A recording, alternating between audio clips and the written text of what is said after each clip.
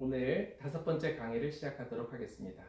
눈 크게, 입 크게 벌리시고, 미션을 잘 수행하고 계시겠지만 튜닝하는 거 있죠? 이렇게 듣고 5번 줄을 기본적으로 베이스로 깔아놓고 5칸의 관계 그리고 2, 3번 줄은 4칸의 관계에 의해서 그 다음 줄을 튜닝하는 그런 패턴들을 한번 체험해 보시라고 했는데 잘 해보시고 계신지 모르겠습니다. 하여튼 그런 연습들을 자꾸 해보면서 결국은 튜너로 이용해서 이제 그 튜닝을 하다 보면 그게 100% 기계에 의존하는 것이 맞다라고는 볼 수가 없습니다. 왜냐면 대부분 다 보면 마지막 2%는 기계도 일정 범위 내에서 전부 다 인식을 하기 때문에 그 범위의 갭을 줄일 수 있는 건 결국은 내 귀가 해야 되는데 귀가 너무 멀리서부터는 찾기가 되게 어려워요. 그래서 인근까지는 튜너로 찾고 그 나머지 이제 아주 작은 부분들은 내 귀로 정확하게 튜닝하는 패턴들을 익히셔야 되는데 그런 익히시는 방법은 계속해서 저처럼 제가 제시한 것처럼 그런 방법으로 계속 연습을 하시는 것이 좋다 이런 얘기를 드립니다. 눈 크게, 입 크게 벌리시고, 오늘 일단 미션부터 드리도록 하겠습니다. 이번 주 미션은 코드 연습을 하는데 D 마이너를 포함해서 D 마이너를 포함한 코드의 흐름 속에서 연습해 오기 이것이 첫 번째 숙제고요. 그리고 D 마이너를 정확하게 잡으셔야 되겠죠. 그래서 구조적인 곡을 하나 나가 보는데 제가 항상 기타를 배우시는 분들에게 첫 번째로 가르쳐 드리는 노래가 오빠 생각이라는 노래입니다. 그래서 그 오빠 생각을 가지고 우리가 그동안 배웠던 코드와 어떻게 연관이 되는지 그리고 우리가 배우지 않은 코드가 나왔을 때 어떻게 대처하는지 이런 부분들을 잘 감안하고 그리고 코드로만 하는 것이냐 개 이름으로 하는 것이냐 아니면 두 가지를 병행하는 것이냐 이 두 가지를 제가 수업 중에 가르쳐 드릴 테니까 오빠 생각을 잘 이해하면서 연주해 오는 것까지 그리고 머릿속으로는 7도를 이해하기. 그래서 오늘 수업 중에 7도에 관한 이야기도 좀 해드릴 텐데요. 그 7도의 7 코드에 대한 이런 이야기를 이해하는 것까지를 미션으로 드리겠습니다.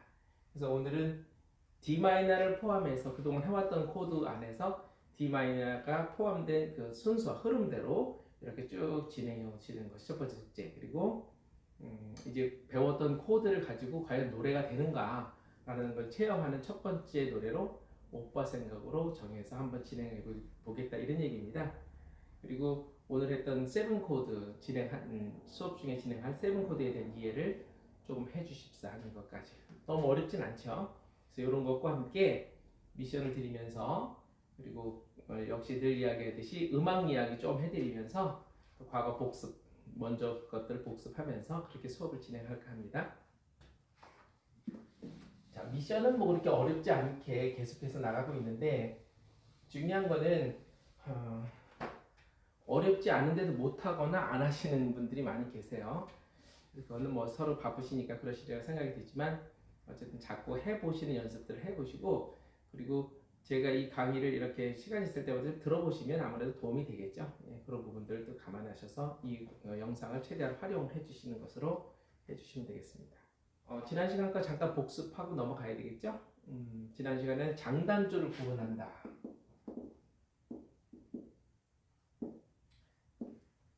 코드도 화음을 이룰 때도 장단조가 있듯이 노래도 그 장조의 코드를 가지고 주로 진행하는 장조의 노래가 있고 또 단지 음률을 가지고 진행하는 단조의 노래가 있다 이런 얘기를 드려서 그거를 구분하는 것, 세네 곡을 아무거나 이렇게 무작위로 선정을 해서 장단조인지 장조인지 단조인지 그리고 그것이 왜 그런지를 설명해 달라 그런 얘기했는데 잘 하고 계시리라 믿어요.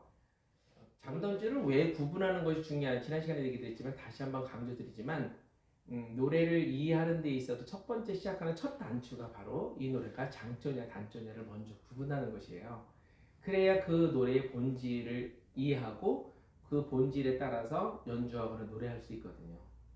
우리가 분명히 이것을 모르면은 단순하게 그냥 비트가 빠르면 그냥 신나는 곡이다. 그래서 장조 아니냐 이런 얘기를 하고 하나의 예를 들어서 뭐 교회 음악 같은 거, 종교 음악 같은 경우는 대부분 다 조용하게 뭐 자기 자신을 되돌아보고 참여하고 이런 과정에서 불려지는 찬송가나 성가이다 보니까 대부분 성가나 종교 음악들이 단주의 음률처럼 차분한 게 아니라 이렇게 생각하시는데 이제 그런 것들은 요 장단조를 구분하지 못하는 데서 오는 그냥 일종의 오류라고 볼 수가 있는 것이죠. 그래서 일단 그 노래가 장조인지 단조인지를 정확하게 구분하는 거기부터 일단 연주나 노래든지 또 그 음악을 이해하는 데서 가장 출발점이 되어야 된다라는 것입니다. 그래서 장단조를 먼저 구별을 하셔야 된다는 얘기를 드렸고 그 구분은 에우시는 두 번째 세트에 의해서 가능하다 그랬죠?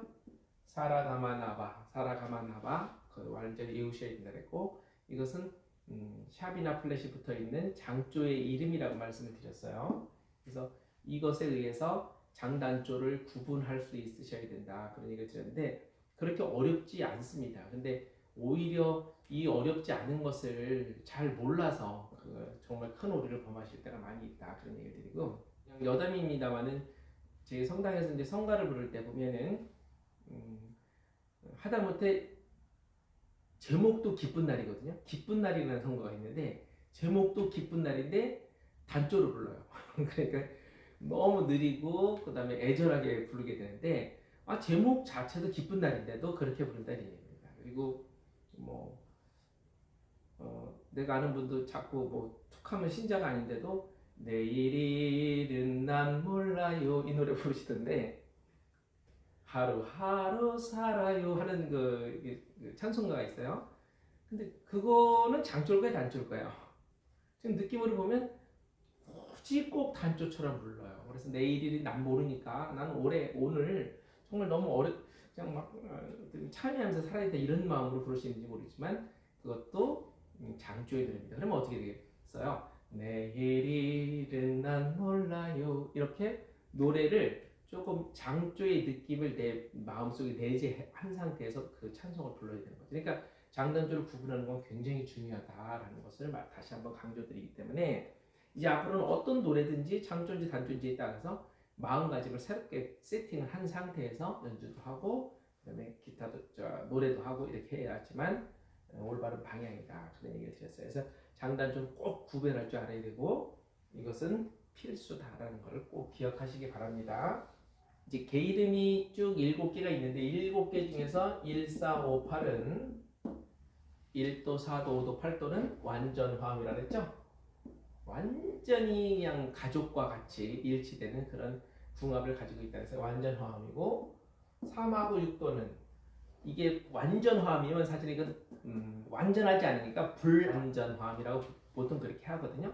그러니까 적정한 화음인데 저는 친구라고 얘기를 많이 하죠. 3도 6도 친구라고 하는데 이거를 음악적인 용어로 보면 이게 완전이기 때문에 이건 불완전 화음이라고 얘기해요. 불완전하지만 화음을 이룬다 이런 얘기하고 2도와 7도는 완전히 화음 자체가 이루어지지 않는 불협화음이에요. 그래서 2도와 7도는 완전 불협화음이다. 그래서 이런 관계성을 가지고 그 개 이름이 구성되어 있다는 걸 아는 것이죠. 제가 첫 시간에도 말씀드렸지만 알아야 즐길 수 있다 그런 얘기를 드렸는데 무엇이든지 그래요. 제가 어떤 기계라든지 아니면 어떤 하다못해 집안에 있는 가전이라든지 그다음에 전기 시스템이나 이런 것들을 좀 알게 되면 구조를 좀 알면요 무엇을 어떻게 해야 되는지 다른 외부 사람들을 불러서 고치는 한이더라도 비용이 적게 들거나 진단을 내가 어느 정도 할 수가 있어요. 그래서 거기에 따르는 진단을 통해서 외부 사람 도움을 받을 수 있는 것처럼 음악도 잘 구성에 대한 요소, 특히 개 이름에 대한 구성 요소, 화성에 대한 구성 요소, 노래가 어떻게 구성되는가, 그리고 코드가 진행되는 과정들 이런 것들을 만약에 내가 머릿속으로 아니면 마음속으로 정확하게 이해하고 있다 그러면 악보를 실제로 내 눈으로 보면서 진행을 하더라도 훨씬 유리하고 여유 있게 할 수 있다 이런 얘기입니다. 그래서 일단 무조건 텍스트로 눈으로만 시각적인 요소로만 보고 그 요소에 의한 정보에 의해서 내가 액션을 하는 것하고는 전혀 차원이 다른 것이다. 그래서 처음부터 기초적인 어떤 이 과정을 통해서 그런 시야와 마인드 그리고 열린 귀, 보는 눈들을 키워나가시는 것이 이 기초 수업의 어쩌면 목적일 수 있다 이런 얘기입니다. 그래서 이런 관계들 잘 이해하셔서 오늘은 이 중에